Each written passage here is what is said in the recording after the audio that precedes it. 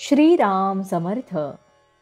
श्रोते हो, आपण ऐकत आहात श्री गोंदवलेकर महाराज यांचे प्रवचन.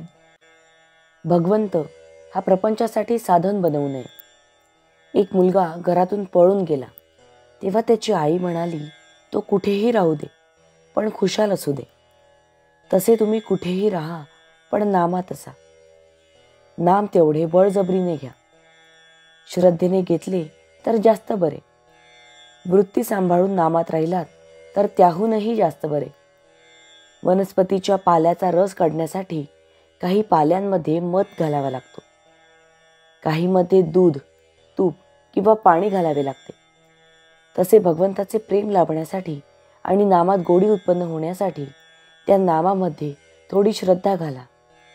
मी ब्रह्म आहे या अनुभवात सुद्धा मीपणा आहे. नाम त्याच्याही पलीकडे आहे, म्हणून भगवंताच्या नामाचे सतत स्मरण ठेवावे. त्यामुळे प्रपंच सोपा जातो. नामाची सत्ता फार बलवत्तर आहे. जगात असे कोणतेही पाप नाही की जे नामासमोर राहू शकेल. नाम हे त्याच्या शत्रूलाही मदत करते, तर ते आपल्याला मदत करीलच. रूपाचे ध्यान मनामध्ये आले नाही तरी नाम सोडू नये. पुढे रूप आपोआप येऊ लागेल. सत्याला काही रूप दिल्याशिवाय आज आपल्याला त्याचे अनुसंधान ठेवता येत नाही. नाम हे त्याचे रूप आहे, म्हणून नामाचे सतत अनुसंधान ठेवावे. भगवंताच्या नामात मोबदल्याची अपेक्षा नाही, म्हणून ते अपूर्ण नाही.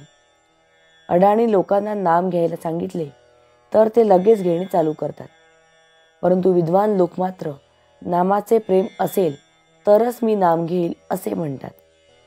विषयरूपी सापाचे विष उतरलेले नसल्याने भगवंताचे अमृतासारखे गोड नाम आपल्याला गोड लागत नाही.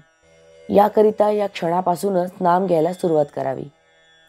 आपण रामाचे व्हावे आणि त्याला जे आवडते ते करावे. रामाला जाणतेपणाने शरण न जाता नेणतेपणाने शरण जावे. भगवंताला अनन्य शरण जाऊन अनुभव घ्यावा. नीतीने वागावे. भक्ती चांगली करावी, मग राम प्रसन्न होतो. ज्ञान श्रेष्ठ खरे, पण ते भक्तीशिवाय जगू शकत नाही. कारण भगवंताहून कधी विभक्त नसतो तो भक्त होय. आणि ज्ञानामध्ये भगवंताशी एकरूपत्व असते, म्हणून भक्तीमधून ज्ञान उत्पन्न होते आणि ते भक्तीवरच जगते. खरा भक्त ज्ञानीच असतो. भगवंतासाठी भगवंत पाहिजे म्हणून भक्ती करणारा लाखांमध्ये एखादाच असतो. खरी भक्ती तीही समजावी. नामाकरिता आपण नाम घ्यावे. राम ठेवील त्या समाधान मानावे. भगवंत हा प्रपंचासाठी साधन बनवू नये, तो साध्य असावा. ज्याने भगवंताच्या नामात आपल्या आयुष्याचा व्यय केला त्याने जन्माला येऊन सर्व काही साधले आणि जन्माचे सार्थक करून घेतले. भावार्थ, ज्ञानी होऊन नामस्मरण करणे किंवा भक्त होऊन नामस्मरण करणे एकच आहे. दोन्हीकडे भगवत प्रेम मुख्य आहे. जानकी जीवन स्मरण जय जय राम.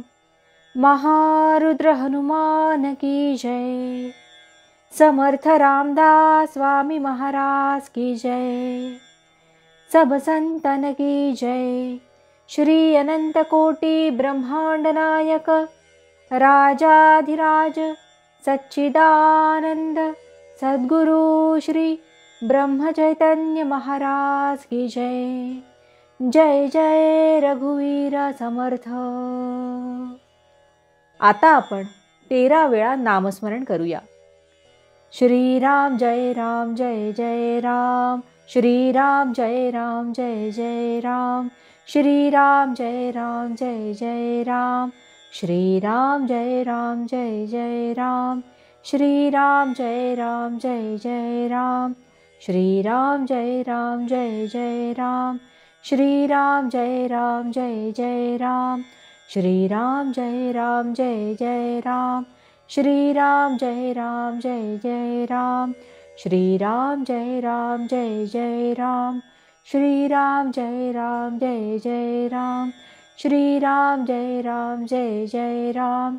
श्रीराम जय राम जय जय राम. जय श्रीराम.